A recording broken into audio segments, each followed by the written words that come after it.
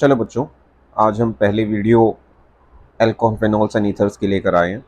और इसमें सबसे पहले हम इंट्रोडक्शन लेते हैं कि alcohol phenols and ethers basically किस तरीके से बनते हैं, इनका मोलिकुलर फॉर्मूला क्या है और ये कंपाउंड कैसे तैयार होते हैं। तो सबसे पहले अल्कोहल की बात करें तो अगर टेक्निकल टर्म्स में बोले तो ये डेरिवेटिव्स है बेटा। किसके डेरिवेटिव्स हैं? ये डेरिवेटिव्स है बेटा हाइड्रोकार्बन्स के। ठीक है, जिसमें आप एक या एक से ज्यादा हाइड्रोजन एटम को रिप्लेस करते हो OH ग्रुप से, इन विच वन और more than one hydrogen atom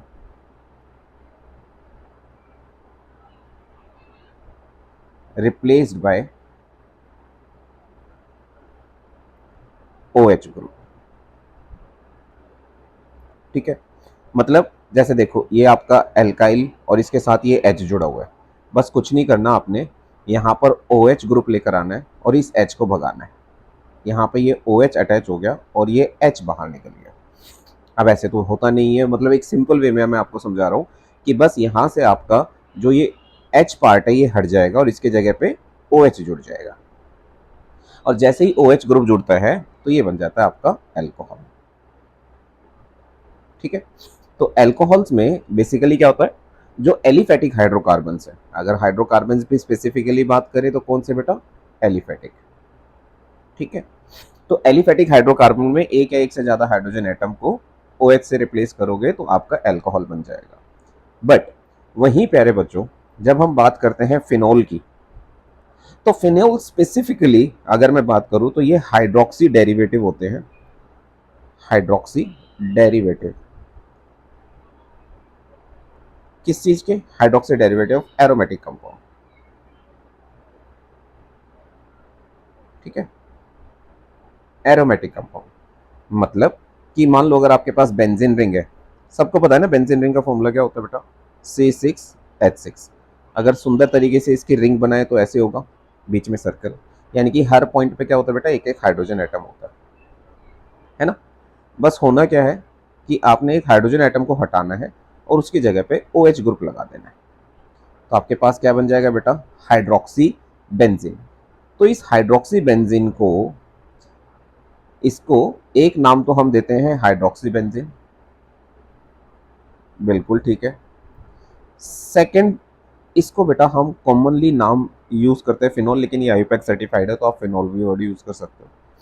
एक बेटा वर्ड यूज होता है इसके लिए कार्बोलिक एसिड भी, तो याद रखना ये वाला भी बहुत इंपॉर्टेंट है, कार्बोलिक एसिड। अब हम बात करते हैं इथर्स की। तो अगर हम इथर्स की बात करें बेटा, तो इथर्स के केस में हम कहते हैं इसे एल्कोक्सी डेरिवेटिव। एल्कोक्सी डेरिवेटिव किसका? ये एल्कोक्सी डेरिवेटिव हो सकता है बेटा आपका एरोमेटिक कंपाउंड का भी, aromatic hydrocarbons and aliphatic hydrocarbon भी। समझ रहे हो? एलिफेटिक हाइड्रोकार्बन हो चाहे एरोमेटिक हाइड्रोकार्बन हो, उसमें एल्कोक्सी डेरिवेटिव।